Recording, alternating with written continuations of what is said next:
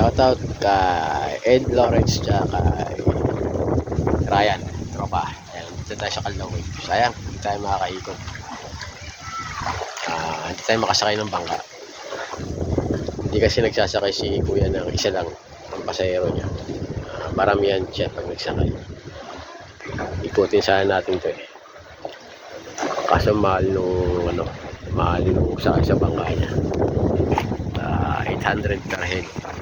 Ayan, nakikita ang ship. Wala siyang pasahero. Iikot sana tayo rito. Marami sana tayo makikita pa.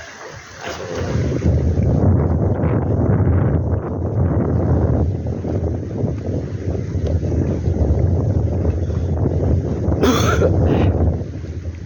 sobrang lamig dito guys. Nasa Baguio.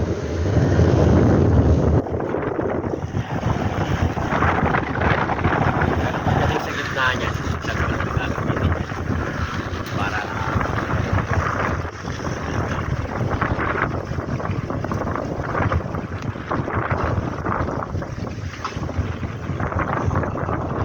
walang pasahero siguro. Mahal kasi 800 isa. Pag na marami may discount.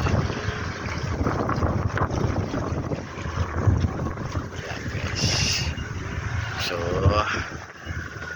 balik na tayo sa taas. At naghihintay na yung tour guide natin yung isa, si Angel. Bata lang yung tour guide natin dito. Pag solo ka, hindi pwedeng wala kang tour guide. Halos lahat naman dito kailangan ng tour guide.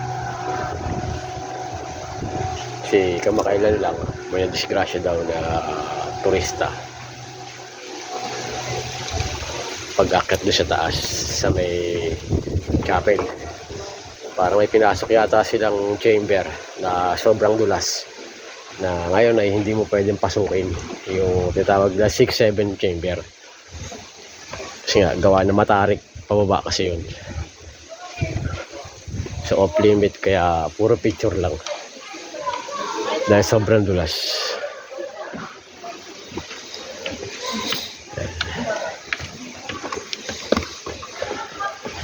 Ay,